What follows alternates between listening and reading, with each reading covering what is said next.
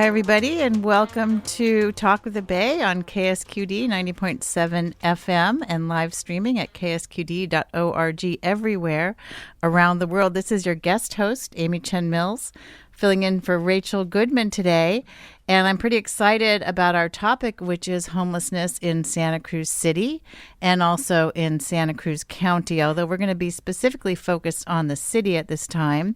We know that this is a huge, sprawling, complicated issue, and we have three people who I think are going to be able to speak very well to at least some major aspects of this issue. I'm just going to check in with everyone, make sure our mics are working too, because we're stuffed to the gills in the studio today. We have Evan Morrison with the Free Guide, who is also contracted through the Free Guide nonprofit organization to help to manage safe parking spaces, the newly proposed safe parking spaces for the city.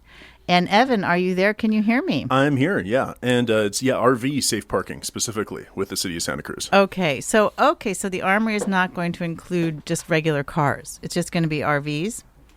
Correct. Yeah, okay. The program is for RVs. Okay, gotcha. And then we also have Reggie Meisler in the studio with us, too. I want to thank everyone for coming in here and getting here through the traffic. And Reggie is with Santa Cruz Cares, which is an organization that provides assistance and resources to the unhoused and also advocates. He's also been a part of appealing, for example, the oversized vehicle ordinance that the council majority has been trying to pass for, feels like about 9 months now, with several appeals by Santa Cruz Cares, Reggie Meisler, and the ACLU. Reggie, let's test your mic. How are you doing today? I'm doing good. Thanks, Amy. Thank you so much for joining us. And then we also have someone I'm going to call Frogbit, because this person does not want to be named for fear of possible hate attacks for the work that they've been doing with Cop Watch in Santa Cruz and also with the Love Boat, which is a project of the Democratic Socialists of America. How are you, Frogbit? Do you want to say hi? I'm all right. Hello. Hi. Thank you so much. And I just want to mention that I think there was a big forum at the Resource Center for Nonviolence recently. Keith McHenry was speaking there, and this topic is so relevant and hot right now because the city is looking to try to start to close the benchlands and sweep everybody out of there. They seem to be taking a somewhat more measured approach than we've seen in the past with sweeps. We'll see what you guys think about that. And I want to, Joy Schendledecker, who is running for mayor of Santa Cruz, is part of Santa Cruz Cares. She also helped to start Sanitation for the People. So I think these are very relevant conversations going into the coming election. And Fred Keeley, who's also running for mayor, was at the meeting with Keith McHenry, which I thought was pretty bold on his part and pretty I don't know what the word is, but I know that his house has been protested by McHenry. So it was quite something for him to get over that and come and sit at that forum. And I really appreciate that from our electeds to really try to listen some more and learn some more. So we've got all this stuff going on. And we also have the oversized vehicle ordinance. And what I'd like to do is before we go to Evan, Reggie, I don't know if you want to add anything to your bio about why you do the things you do. On behalf of the unhoused, could you speak to that? And then I'm going to ask you about the OVO and where it is today. Yeah, I mean, for me personally, I consider myself a socialist, so that means that I believe that housing, healthcare, education, retirement, these kinds of things are human rights that everyone deserves. And I see things like OVO and CSSO as not only a criminalization of poverty, but sort of reinforcing stigmas and creating a kind of a caste system.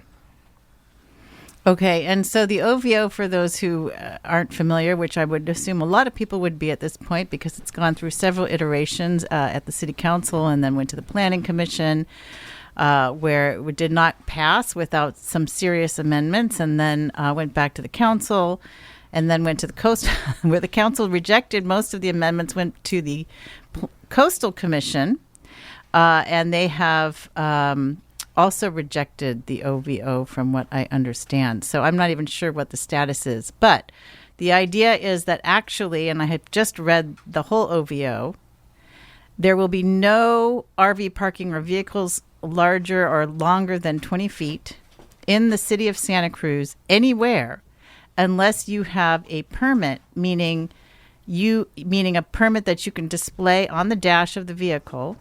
And this also means that, what the requirement is to get the permit is you must already have a home here. Okay, that's one thing. Or it's an out-of-town guest, and they must be from out of town. So what this basically amounts to, from what I can understand, is that no one who actually lives in their homes, because P.O. boxes will not cut it, can actually park anywhere in the city of Santa Cruz. And so then the idea is, and this is how it's been presented. Well, actually, let's go to the status first. Reggie, what's the status of this now? So what's happened is it's gone through several layers of appeal, and at this point, the Coastal Commission had a substantial issue hearing. So what that meant is that you had to prove, using 5 particular arguments, that the Coastal Commission should take control of the permit process. That means that normally the city can just kind of give themselves a permit to operate in the coastal zone. So we appealed to the state until they sort of use this meeting to determine, okay, we're not going to let you just give yourself a permit. We are going to decide whether you get a permit. And so that meeting about whether they should get a permit is going to happen as early as 3 months and as far away as 9 months from now. Okay. And one of the things that I've had a hard time with, sort of watching all this and having run for office against one of the people who helped to write the OVO, Shebra Kalantari Johnson, is I was watching some of these council meetings, and the way that the OVO is presented is as if we are helping people who are unhoused. And everyone who's against it is blocking progress for our wonderful efforts to help people who are unhoused. So this is where I find it confusing. I feel like it's hard for us to decide who's on what side when it's presented this way. But we do have someone here. His name is Evan Morrison, and I have met with him and spoken with him, Evan. And you have worked, my understanding is your background is you have worked with chronically unhoused people. You've worked with unhoused veterans in the past. And I wonder if you could talk a little bit about how you came to be doing what you're doing with the free guide, which started out as handing out like a list of resources for folks who are unhoused, to what you're doing for the city today and what you see the safe parking program. What is it? What's being offered? Yeah, well, okay, so there are a lot of questions to answer. Yeah. Sorry, that was like 3 in 1. Yeah. But I believe in you. All right, great. So, I've been working with people who are homeless for almost 5 years. And for me, it really felt like it was time for another agency to be in the city and county of Santa Cruz providing services to people who are homeless. Uh-huh. And we've gone through about a 1.5 year long process of because for many years, the free guide was just literally the guide of services that we would hand out to folks. Yeah. And now for about a 1.5 years, we've gone through the process of expanding our team and our agency to be able to provide direct services. And so we have this contract with the city of Santa Cruz to do RV safe parking. Okay. And what that means is that we will get approximately 20 RVs into this parking lot, and into which parking lot is that? Because I know there's a few things going on here. It'll be it is the parking lot at the Armory. Okay, and the Armory, for those who don't know, is a space that's owned by the National Guard up near the De La Viega Golf Course. Yes, and however, if you're listening to this and you're in an RV, don't just drive up to that parking lot. Get in touch with us, and we'll work with you to get in. Yeah. But it isn't just safe parking. However, we're providing services. We have case management. We have a very experienced team at working with folks to getting them into housing. Okay. And that's going to be the focus, and we expect to be able to do that. Okay. And are you also in charge? There's like a pilot project on Cedar Street. There's a pilot project supposedly on Center Street. They're not being used. I have a friend who actually became unhoused just recently and bought an RV because that was the only thing she could think of to do. And then I called the city to try to help her get safe parking. And they said, well, you have to be out by 7 a.m. or something. And there's no bathroom. Do you know anything about those? There's a porta potty, like across the street from the parking lot, but there's no dumping. There's no water. There's no nothing. Do you know, are you running those too? Or who's? No. Okay. No, as far as I know, those are city run. Okay, so those are city run. And then the police station parking lot is also probably only nighttime, kind of emergency basis. Do you know about that one? My understanding is all the city runs are overnight only. Okay. That's my understanding. Okay. And, so the 20 spaces are going to be 20 spaces at the Armory. What is the estimate, and anyone can jump in here, of how many RVs and rolling homes we have in the city? Reggie, do you know? Rolling homes in the city, I think the estimate was something like 300. Okay. And so there's 20 at the Armory. Evan, what do you think about that? You're not here to defend the city. I know you're a contractor with the city, but do you have any thoughts? Well, do I have thoughts? Yes. So as of right now, we've been doing outreach for about 2 weeks. Okay. And we've got just over 30 folks on our wait list. Uh-huh. But our program is designed specifically for large vehicles. Okay. So we're certainly not tallying folks who are in cars. I'm very curious to see how long our wait list gets. Right. And that'll help us determine what sort of capacity is really needed for vehicles of this size in this city. Right. But there's a lot of estimation that goes on in homeless services, and I'm of the mind now that really we need to be counting individual folks who need assistance. Not just numbers of cars or RVs. Is that what you mean? No, I mean not not settling for estimates. Literally attaching. Okay, this person by this name needs this assistance. Right. Because there are a lot of estimates that float around for all kinds of services for people who are homeless, and I don't know. I think if we want to end homelessness in Santa Cruz or Santa Cruz County, which I do, we're going to have to get to know each and every person. That's right. And we may as well start doing that now. Yeah, and that's what I picked up in my run for office was, here's a couple things. One is the point-in-time count. No one believes it, for one thing. So even though it's one of the measures we go to the most to try to understand how many unhoused people we have and what are what are the conditions of their lives and what are they going through. If I was talking to a voter about how many people actually became unhoused in Santa Cruz, 70% is what the point in time count says, they would not believe it. And so having talked to also people at Housing Matters, executive director and so on, and also having read a lot of articles about this, that getting to know our unhoused population and educating the public about who these people are, and also tying homelessness to the housing crisis, which a lot of people still don't do in their minds. They're like, oh, all these people are drug addicts, or, really there are so many people sleeping in their cars and in their RVs who are actually working for you at the restaurants that you're going to eat at and so forth. This is what we're dealing with, right? So, so a database is really super important. And I want to get to some of the sort of more hardcore questions. So clearly 20 parking spaces is not going to be, and only for our larger vehicles, is not going to house people living in their cars or RVs, all the RVs. I don't know how many RVs are out there. Does anyone know? No. Do you know, Evan, by any chance? No.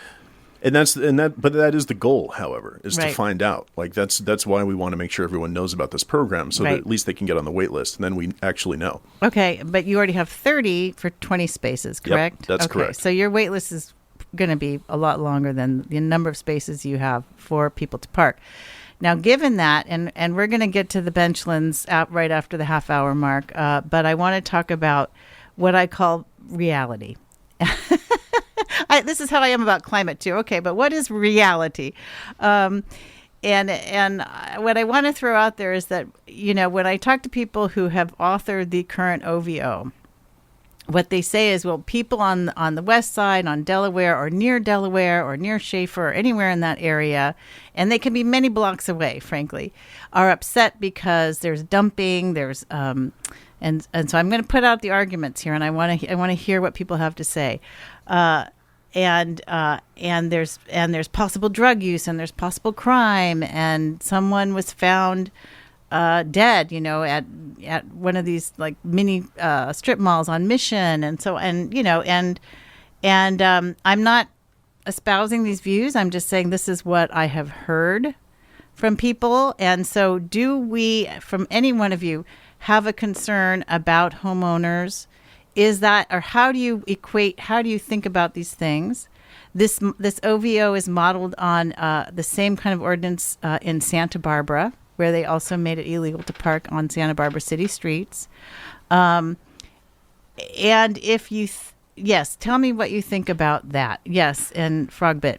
Yeah, so there's a host of issues with all of those arguments, but for the most part, I think it comes down to all of these issues could easily be solved by the city helping people and giving services to people. So voluminous trash, for example, which is not quite as voluminous as people sometimes claim, but if the city had adequate garbage services for people, there would not be voluminous trash. For example, about 2 years ago in San Lorenzo Park, the city claimed that, particularly Martin Bernal, the city manager at the time, claimed that there was lots of trash in San Lorenzo Park, and for other reasons they would evict. And they had no trash services at the time in San Lorenzo Park. In fact, there were garbage cans, but they were not serviced in the park since the camp was established. And so people had no choice but to pile up trash in the camp or to truck it blocks and blocks and blocks and blocks away to the nearest dumpster, which people did. And people in the community living in San Lorenzo Park put in lots of effort to organize each other to do regular cleanups and drag garbage bags by hand half a mile away. And with all of these other issues too, like drug use, we see in every case that we've looked at that the war on drugs, criminalizing drugs, has a negative effect. It makes the problem worse. During the prohibition of alcohol, we saw, well, when we made alcohol illegal, what happened was people aren't going to go to the store and buy a beer. They're going to say, it's not worth it to risk being thrown in jail for a beer. I'm going to get some extremely dangerously high alcohol content alcohol. And so then more people are getting addicted and more people are dying from alcohol overdose. So then they made it illegal since it backfired. And we see in Portugal, a while ago, they had this absolutely astronomical percentage of people addicted to opioids and percentage of people getting STIs from injectable syringes. And so they said, okay, we've tried everything. What we're going to do is we're going to provide hospitals where people can get opioids injected by doctors. Right. And they can get counseling in a supportive environment. And they can even get free drugs. All drugs are decriminalized. And they saw the rates of drug addiction, use, and deaths plummet. Right. So your example is Portugal. Mm-hmm. You were saying needles give you STIs. I didn't know that.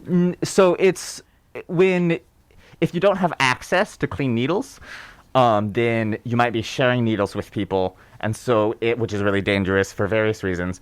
But if you share needles with someone who has an STI, blood can be on it and can be transferred to you. Like HIV or something like that, Yeah. or hepatitis. Yeah. Okay, Yeah. gotcha. So, yeah, this is something that I have been, like why, sometimes I'm like, why can't we have good things?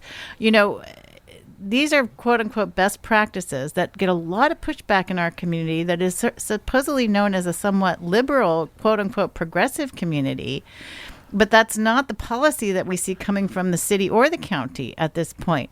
I know in New York they've started, what is the name of these programs where you can go and use drugs in a sort of a facility that's kind of official and clean and well lit? Drug, what are they called? Is there a name? Injection Evan? sites, I believe. Okay, injection sites. Okay, right. So I know it's hard for people to get their minds around this when they come from a different way of thinking. And this is why I wonder if we need to be willing to have more dialogues across political divides.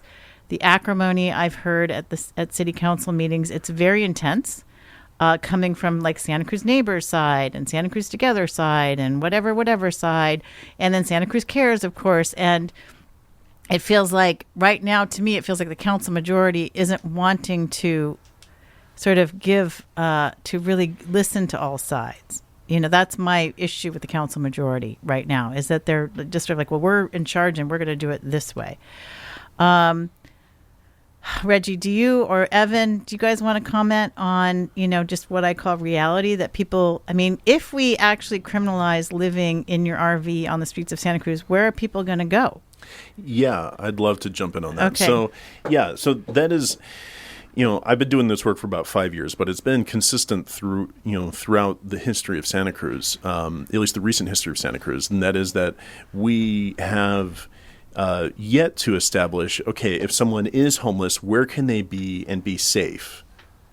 And just be while they're doing what they need to do to end their homelessness. Right. And that's why, I'm excited that we're doing RV safe parking, because that's a step in that direction. It is a step to provide that sanctuary for a small number of people given, but we're making a step in that direction. Right. And I do have sympathy for the folks who are like living in their neighborhood and suddenly there's an RV parked in front of their house.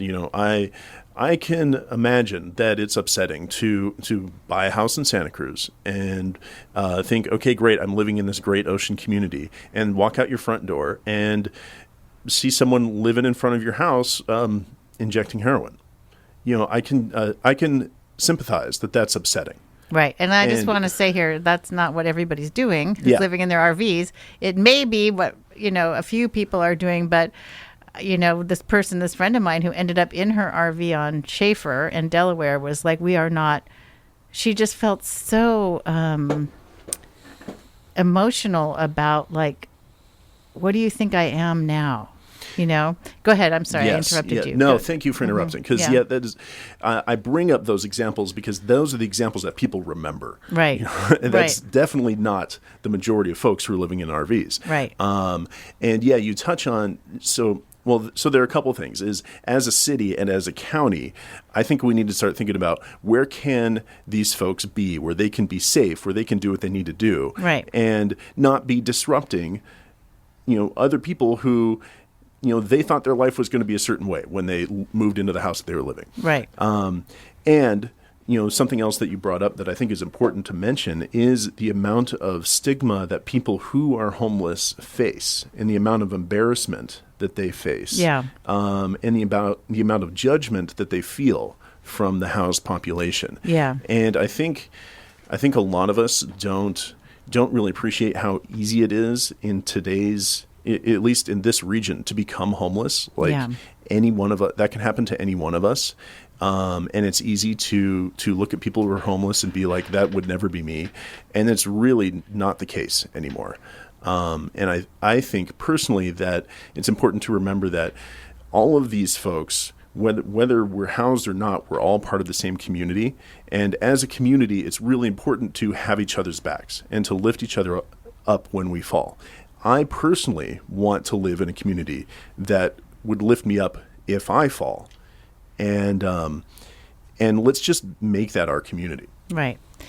Okay, so this is a beautiful sentiment, Evan, and I know that you're contracted with the city, so you're working with Matt Huffaker probably, and Larry Imwal, and maybe possibly people who wrote the OVO. And I'm going to ask you, do you think that people in the council majority right now could sit down with people from Santa Cruz Cares and the Love Boat and have a conversation? Okay, Reggie's saying no.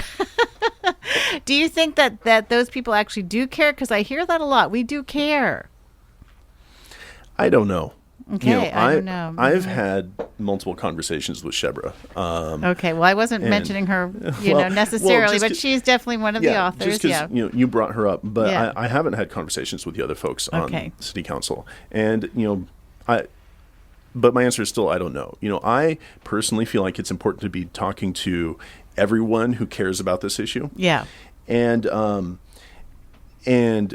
I reach out to Santa Cruz neighbors multiple times, and I've never heard back from them. Okay. And I really want to be talking to those folks. Okay. I want to hear their opinions, and I'm not getting them. Okay, so Reggie Meisler with Santa Cruz Cares, tell me what you think. Do you think you could sit down and have a conversation with Renee and Donna? I mean, because this is the majority right now. These are the people who are crafting policy and improving policy, whether it comes from the staff or from them.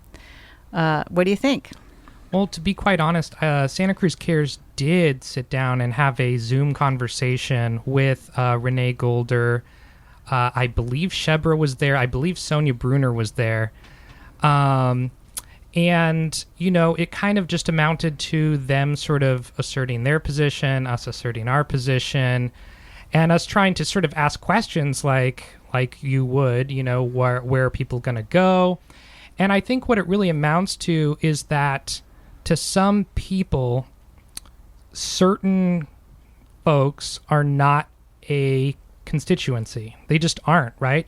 People say, we need to protect our families, and they don't mean the unhoused families. They literally verbally remove them out of human existence. You know what I mean? Out of their humanity. Yeah. And so I think that's really what it comes down to, is that once you reach a certain level of poverty, you truly are not thought of as a person who has any value.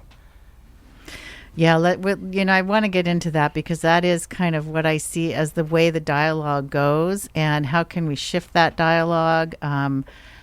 And also there are these other questions: if we provide all these RV spaces and safe parking spaces, then is everyone going to come from all over the state? Is this something we need to think about? Do we worry about this? Do we need to care?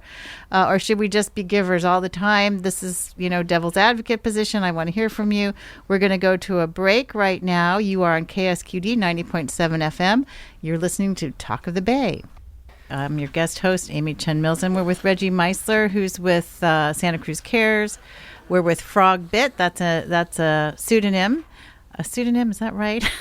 I was going to say acronym. No, it's a pseudonym for a person who actually has, I think, been at the sort of juncture of police trying to move people out, perhaps many times. Let's talk about that in a minute. And is with the Love Boat, the Democratic Socialist Love Boat program, to provide assistance and resources to the unhoused, and also Cop Watch, which may be somewhat controversial. We'll get into that. We're also with Evan Morrison in the studio. We have a lot of people in the studio with us today talking about Evan Morrison is contracted with the city of Santa Cruz to provide one of the first safe parking programs that we've ever had. And I'm going to take a little credit, because I think that the Santa Cruz homelessness committee that I was a part of with others helped to, and it was one, honestly, it was one of the third committees that the city had, created, but maybe finally they started to think, maybe we could provide some things. What we're not providing are tiny home villages and managed encampments and all these things that I think we need something at this point, because what's going to happen when they go into the benchlands, which they are now, and start removing people. And I think that there might be a difference now, especially after Martin versus Boise and the Ross Camp debacle and other, and activist work and so forth. They are not, I don't think they're going to sweep en masse. What are we hearing, Frogbit, about the benchlands? Well, from my perspective, it's all speculation at this point. It's so previously, the city had planned to evict San Lorenzo Park, and there was just word going around that they were going to kick everybody out in about a month. And then they changed their mind. They said, never mind, maybe we'll deal with that later. And then they started inching into the camp from the edges. And then they started putting notices on people's houses scattered around the camp. And it was pretty clear with the first group of people that they evicted, that the strategy was going to be a boiling the frog type of strategy, where they're not going to evict everybody at once and make this whole big event of it, but they're going to try to go under the radar and prevent the resistance that was met to them last time by doing the eviction piece by piece. Okay, well, so Larry Imwall, though, is saying, well, we're not going to move people because this is what Martin versus Boise is about. You cannot move people and just say you can't be here camping if you don't have a place for them. Do you think, I mean, how many people do you think, the city is saying they're like 200, 250 people at Benchlands. Anyone got some numbers? That sounds accurate to me. 200 to 250. I was thinking it was more like 300 or 400, but okay, so 250. We have how many new sites going up at the Armory? Is there 70? And that's all we have. Yeah, so there's a few things about that. I mean, first off, the thing about the law is it's not a law of physics, and the police break the law on the regular every day. Mm-hmm. And what do you mean by that? I mean, so for example, very regularly, Cop Watch and everybody else involved will see the police evict people without giving proper notice, or we'll see the police arresting people without reciting their Miranda rights. The other day, a comrade witnessed a few police officers groping a woman while arresting her. Oh. And they break the law in various ways every day, and it's just normal. Okay, so now tell me more about what you do through quote unquote Cop Watch. You are going down to the Benchlands, and what do you do?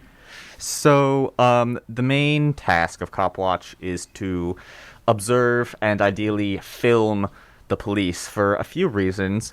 Primarily because when the police are on film, they act a lot less violent. Still violent, of course, but a lot less violent because they have the community eye on them. And so you can visibly see, like one time a few years back at Lot 27, when they were evicting people there, when protesters were there with cameras and eyes, then the police acted very nice. They were saying, okay, we'll come back. Do you want any coffee? And then they came back later in the night, and they hit someone over the head with a baton.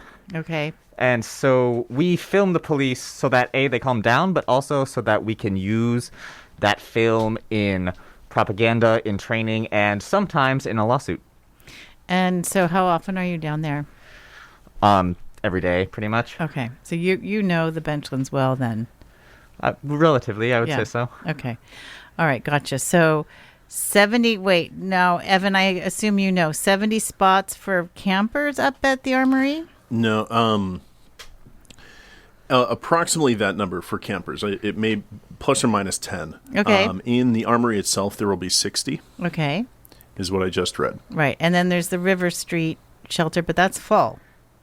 The River Street camping area. Yeah, the river's not a shelter, but it's camping, and these are the kinds of things we would like to see more of, but River Street keeps opening and closing, and I don't even know if it's 24/7. Do you know? Oh, it is. Yeah, okay. It's 24/7. Okay, because 24/7 seems important to me. There are some things that to me are just so intuitive. It's like do unto others as you would have done unto you from the Bible.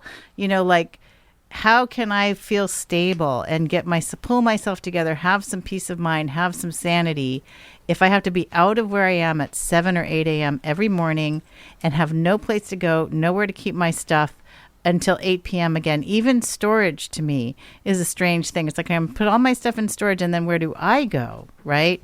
And so...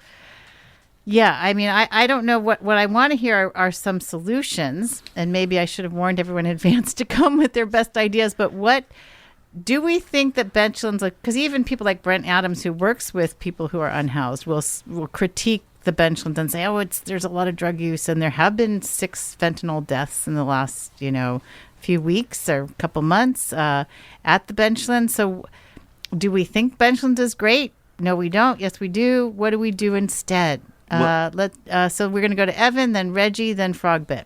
Evan. Yeah. So, I mean, in general, so as a service provider, for me, what really matters in terms of working with folks to get them housed is that they can be in a place and stay there and not have to worry about being moved every few months. Right. That's right. really disruptive to people's lives. And it's also, for service providers, if you can find the people you're working with, it's easier to help them get housed. And, the reality of the benchlands is those people feel like they have no other place to go. And if I were to create something that's what I feel like would be an improvement, would be a handful of smaller encampments with supportive staff there. Yeah. But where would those be? Okay, hold on, because the advocates like McHenry would say, no, we can self-manage. We don't need any management. What do you think about that? Because I'm going to say I don't agree, but you go ahead. I could be wrong. It's just my first impression.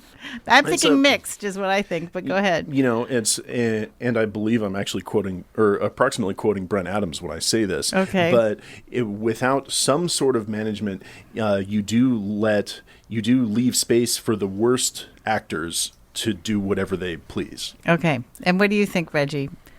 I don't even know what question we're answering here, but I do want to ask you about what managed encampments mean or what your solutions are. Those two things. Between these two things, I think what creates these conditions that Brent Adams or Evan are describing is the fact that you're not allowed to be in a lot of places. Like if we literally had the ability to be anywhere on public land, then people could move when they had problems with someone, and they could collect with the people that they know and they like, and there wouldn't be these problems. In the benchlands, the problem is that there is limited space that people are allowed to be, and it causes issues where you can't move away from a abusive ex-boyfriend or something like that. You can't surround yourself with the friends that you know because there just is like a limitation on that. And so I think making relocation easier, I think just making it so that you can be where it makes sense for you to be. And I think that's kind of where it comes from is that,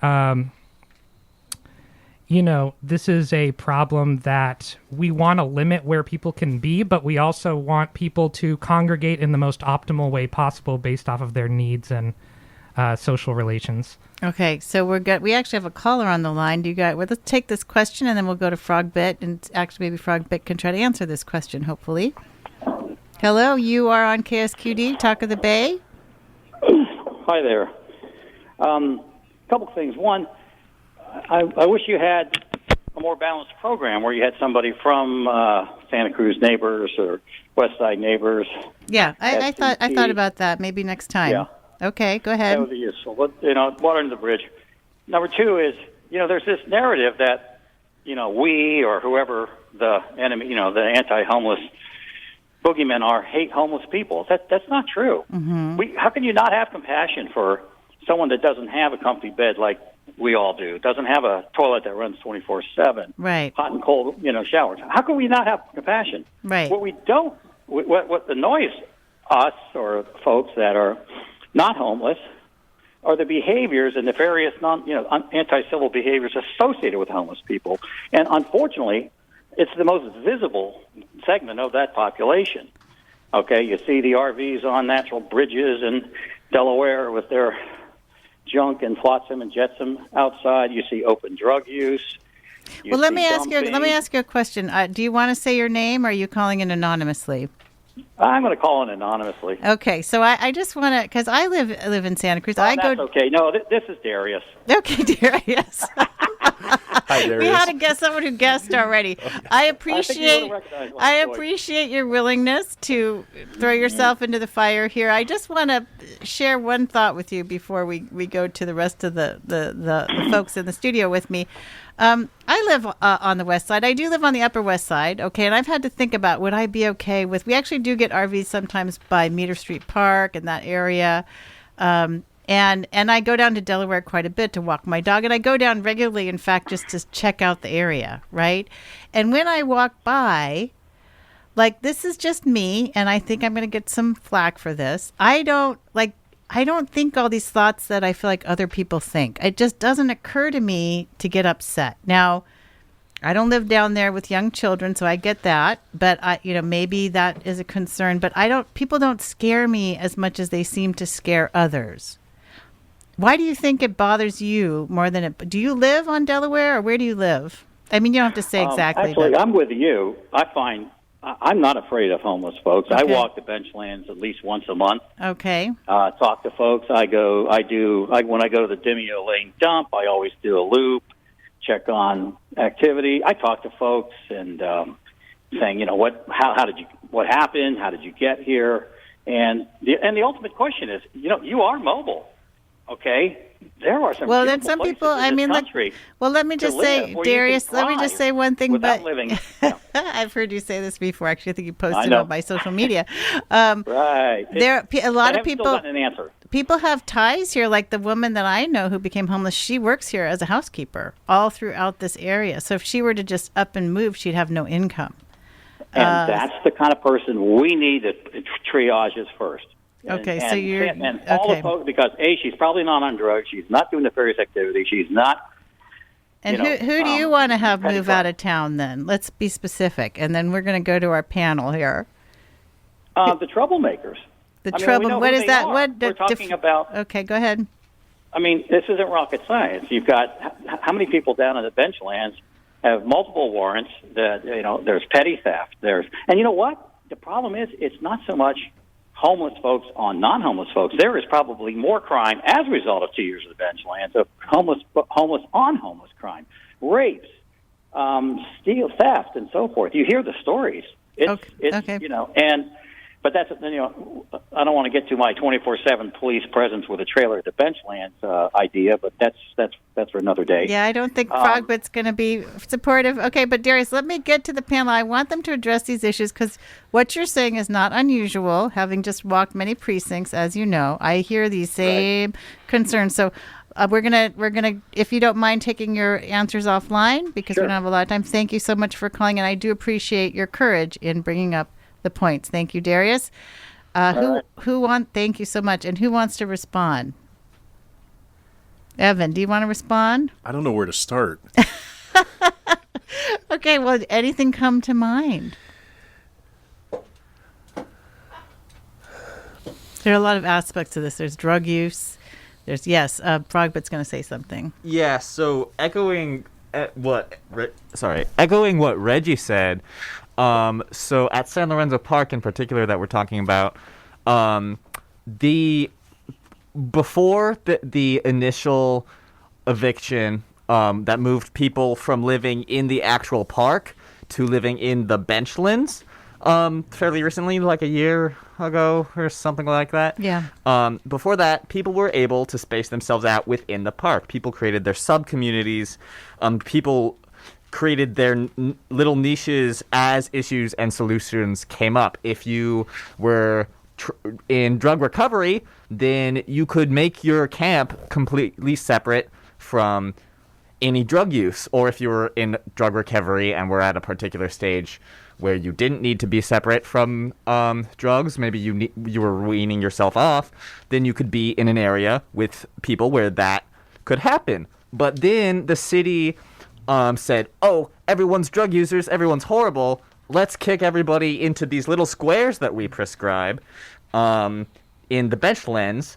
And so now there isn't that self-separation, quote-unquote management. Okay, so you were observing this happening, is what you're saying, Frogbit, that people were actually self-managing and creating their own environments that were helpful and supportive to them. I wanted to go back to Reggie because we were talking about let's say city staff or county staff or social worker managed versus self-managed issues and solutions that you see, which I think are important because if we're going to criticize, right, we need to have solutions. So how about, do you want to speak on that? Yeah, I mean, I think there are people who legitimately need things that they don't have access to, and they have complicated problems. Like if you are unmedicated, but you have extreme mood disorder or psychotic features of bipolar or something, then obviously your behavior could be, disruptive to other people, and there's a lot of a lot of folks who are poor or don't have resources often have some of these crossovers because it makes them poor, because they can't. It's hard to have a job if you have like extreme mental health issues and you can't afford the incredibly expensive medicine, incredibly expensive therapy health insurance won't give you, and incredibly expensive psychiatrists and all the things that are necessary to get even modest mental health things under control. But most people are not in that sort of slice. And I think it is unfortunate, but a lot of folks will use this very small section of people as a wedge issue to say that, not that we should, particularly help those folks and give them everything they need, because, that costs money and resources. Instead, just kind of push them away, assume that behaviors that are not as social as other folks, that there's no sort of source to why that's happening, just kind of label them bad, push them away.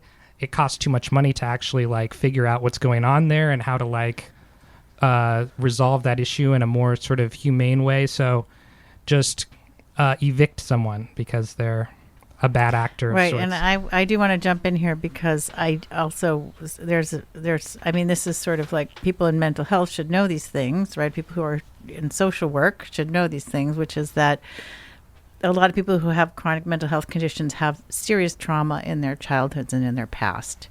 I know a woman who came home at the age of 13 to her family home up in Lake Tahoe. Her family had moved out entirely and not let her know. They were gone.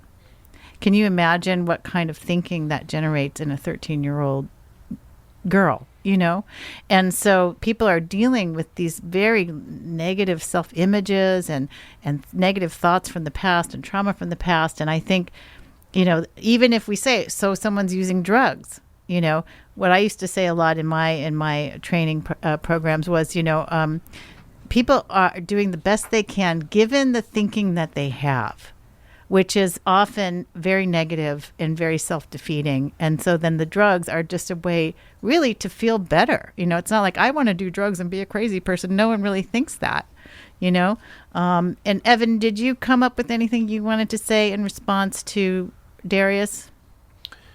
I mean, you don't have to, but just asking. I'll pass on that for now. Okay. If you do, just jump on in, okay? You're welcome to jump on in. But are we okay? Here's something that I think a lot of people on the conservative side of this issue think is will these progressive people or these activist people, do they believe in any kind of boundaries? If someone commits a crime, if they're hurting others, do they go to jail? Do they get no? Is that a no? I mean, because for me, I'm sometimes yeah. But our jail, the problem with our jail here, the main jail, is it's not going to be therapeutic. It is going to make things worse. Except for Roundtree, which I think is we should have a Roundtree up here and have it be very therapeutic. That's what I'm asking you two, Democratic Socialists. Tell me. Yeah. Are there any boundaries? Do you have any boundaries or limits on human behavior and when people should be restricted or incarcerated? I think a big problem is that we are so used to thinking within this carceral capitalist system where we think of people as other, and there's always this false imaginary of away. We throw our garbage away and it's gone. No, it's in the ground or in the ocean. We throw prisoners away. No, they're locked in a cell in this horrible, horrible place. And so, we don't have the mindset to even imagine that there are solutions other than locking somebody in a prison cell when they do something that hurts somebody. What about well, this is what Newsom is proposing now, and it's going to happen, I think, is this for CARE, what's it called, the CARE Act or something, where people who have mental illness and who seem to be out of control will be actually incarcerated. but I mean, having worked in the jails, I can tell you there are programs in the jails. There are ways that and I'm just going to share this to get it out there. A lot of the inmates that I worked with said this is the best thing that ever happened to me. My life was out of control. Now I'm in there in a program with them where they're getting their GRE, they're taking classes, they got 3 squares, and it's not this main jail, which is a nightmare. So I'm just going to say that. But I want you to answer the question, is there ever a time when someone you would think should be removed from the public sphere, the public space? There, perhaps, but not in a jail, and not by the government, and not by the police. Okay, so by who? By the community. I think everything has to be community solutions, and we cannot rely on, and in fact, we have to destroy by any means necessary the systems of domination that are the police, the government, and the state. Reggie. Yeah, I think effectively Angela sort of has said it in a very clear-eyed way. I think the problem with the state is that there is not enough checks and balances, no matter how many they try to put in. And an anarchist version of the state is really just a more democratic implementation, right? It includes more perspective, more voices, more accountability. Because when you go into care courts and a judge can just decide that, hey, you seem like maybe you have bipolar, and that means that you have to be on lithium.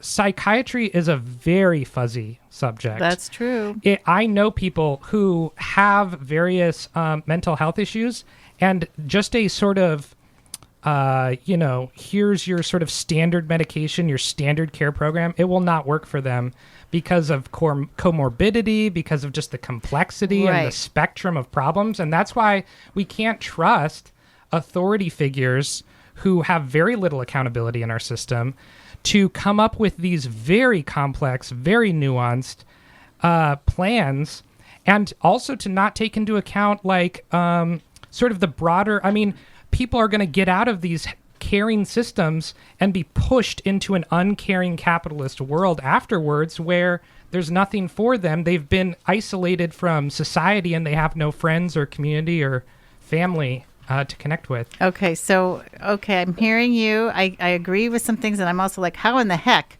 are we going to organize as a community to be able to, put people off to the side and give them therapy? We don't have that yet, and we have what we have, and that's where I feel like sometimes we maybe are departing from reality a little bit, but we'll have to have another show. Evan, do you want to jump in on this one? Yeah. You have 1 minute. Yeah. I just feel like it's important to point out that accountability is really necessary. And accountability is one of the primary tools for creating growth. And so... Okay, and actually Frogbit is nodding here, so we've got a little agreement. Go ahead. Yeah, and so we can certainly... And there are two separate... in my view, there are two separate discussions. There's what do people need to be held accountable for, and then how do you hold people accountable? And yes, my mind definitely goes to maybe it's time to rethink how we've held people accountable in our society. I'm looking at restorative justice practices just in general. It's been very punitive, yeah. But also we do need to be holding folks accountable for the stuff that they do that damages other people. And as a service provider, that is something that we have to be doing on a regular basis in order to help our people grow, the people that we're working with, so that they can get into a better place. Well, and that's something that I saw when I was working in juvenile hall, for example. Some of the boys that I was working with actually needed they needed some limits to what they were, that's something that we, but this is a discussion that I think would be really good to talk about at another show, because it's really about philosophies of how people change and get better. And I think that if we were to really get into it, we might not be too far off, actually. But clearly, we have Santa Cruz neighbors, and they are actually we know they're much more tough love. They believe that people need accountability and consequences. I've heard that directly from people in that group. And so that's what we're dealing with here in Santa Cruz City. Thank you so much for being a part of our conversation on homelessness in the city. I wish we had more time with all of you. Maybe I can invite you back on another day. Reggie Meisler, Frogbit, and Evan Morrison, who is with the Free Guide and is going to be working up the Armory. Please call him at 515-8665, 515-8665 to get on the waiting list. That's 831 area code for the Armory Safe Parking Program for RVs. Thank you so much. Have a wonderful day.